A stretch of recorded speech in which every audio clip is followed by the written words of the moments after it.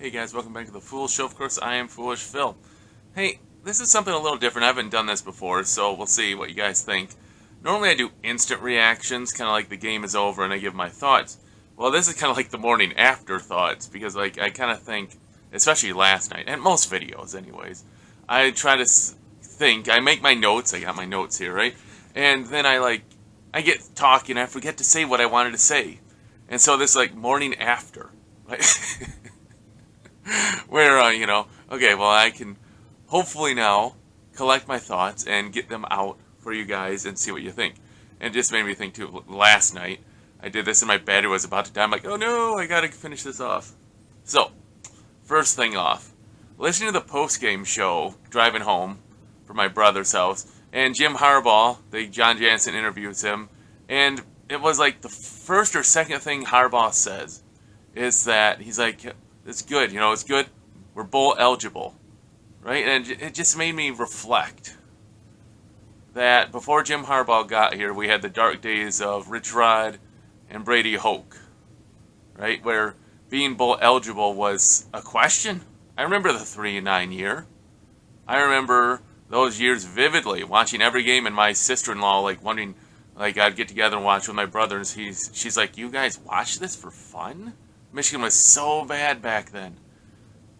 What a change, right? What a change. Since Harbaugh's been at Michigan, they've gone to a bowl game every year, right? I mean, I know that that's something I probably take for granted now, but just, I shouldn't. I mean, it's just what a change having Coach Harbaugh on as the leader, I should say, and just to reflect on that and yes, this is great.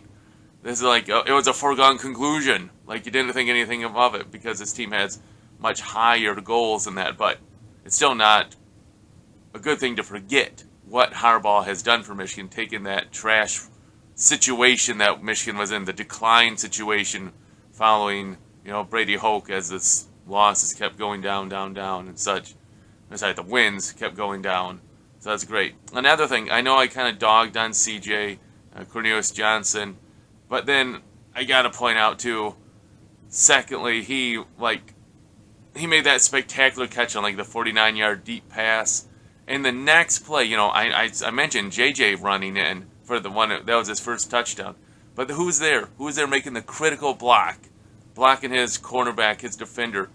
Johnson, man. He just did a 49-yard route. The next play, he's making the critical block. And then JJ gets in. You see him celebrating. That kept coming up in the NBC broadcast, I think, too, was that Michigan is just really, so happy for everyone. They mentioned that about, Edwards, too, was that was, I think, Michigan's broadcast. But, he's just, if we're winning, I'm grinning, man. It's he don't care if he's not the bell cow, if his stats aren't that great. It's all about winning, and that's so much of football. It's I wonder how many of these guys come into Michigan or any major college sport, and they're thinking, or program, I should say, and I'm gonna got a scholarship, gonna work hard, I'm gonna get drafted, and it's that doesn't happen for the vast majority of people. It doesn't even happen that you're gonna be the starter for the vast majority of people. It's crazy how you can spend so much of your time in high school, you're the star, right, and then you come to a school, Michigan, or any big school like that, and you're second or third or fourth string. It's you're not going to be getting the ball much. You're only going to be mop-up time. And, even if it's mop-up time, if you're a wide receiver at Michigan, you probably hardly even get a throw because Michigan just runs the ball in mop-up time. So, that was an interesting point. And CJ just, the great block. You gotta love to see that. Even, and also another point, too, JJ just went right back to him on the next drive. After he dropped that third down pass, the next drive he got the ball right back to him. And I remember that in the Indiana game. I think it was last year's Indiana game where he dropped a pass again too. It was JJ throwing from the end zone. It probably would have been a 95-yard touchdown pass. And JJ is just relax. And he took Michigan in a nice scoring drive there still anyways, even though Johnson dropped that pass. So that's just great. Another thing, gotta love about Coach Harbaugh, positive attitude. Will Johnson got that pick six so quick that who went over and did the photo with the turnover buffs? Jim Harbaugh, if you look back on the replay, I made a note of it yesterday, but I didn't mention it. Jim Harbaugh's in the picture, the celebratory picture with Will Johnson's touchdown, pick 6. So like that's great when you get your head coach in the picture with you. Like that just tells you how great that is. Oh, looking here. Oh, another thing. Just point out the dominance. Michigan had 52 points. Iowa. Why did I say Iowa? Minnesota had 52 passing yards. In fact, Minnesota completed 0 official passes in the second half. The only one they did complete was Keon Sabb's pick 6.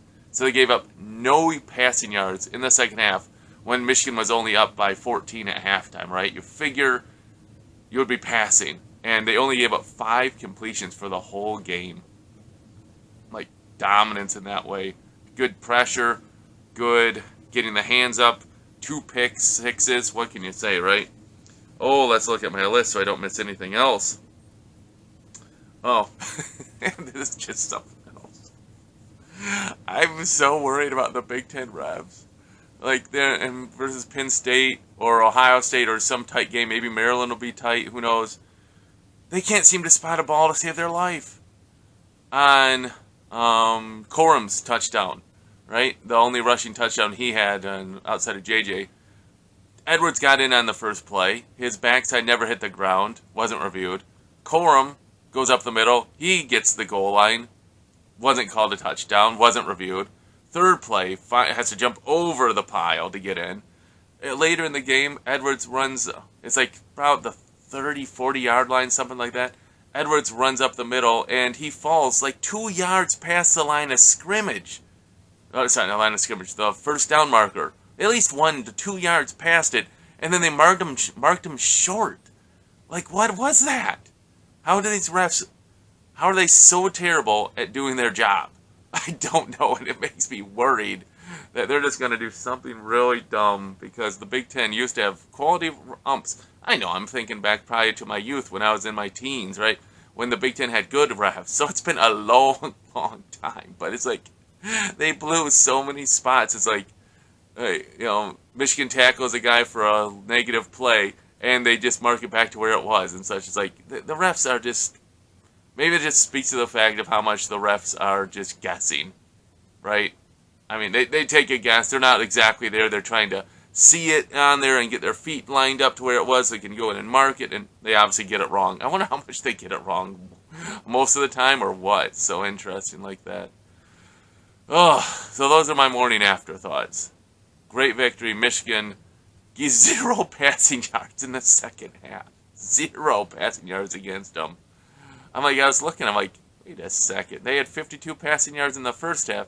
If you consider that, one play, that one touchdown pass, was 35 of their yards.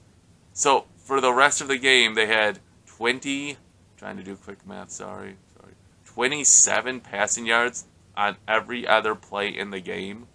There was one series, a 3-and-out, where Michigan had a tackle for loss for every down. All 3 downs, they had a tackle for loss.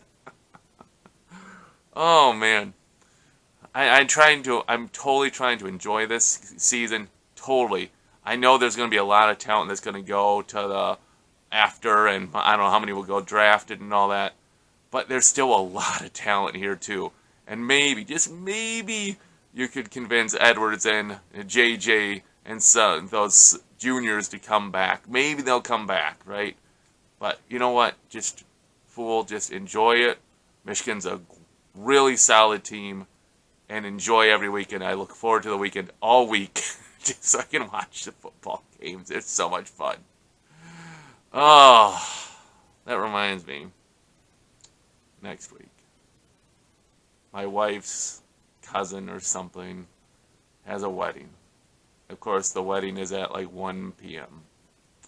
Michigan plays Indiana at noon on Big Noon kickoff. What am I supposed to do with that? I don't think my wife will let me just skip the wedding. So,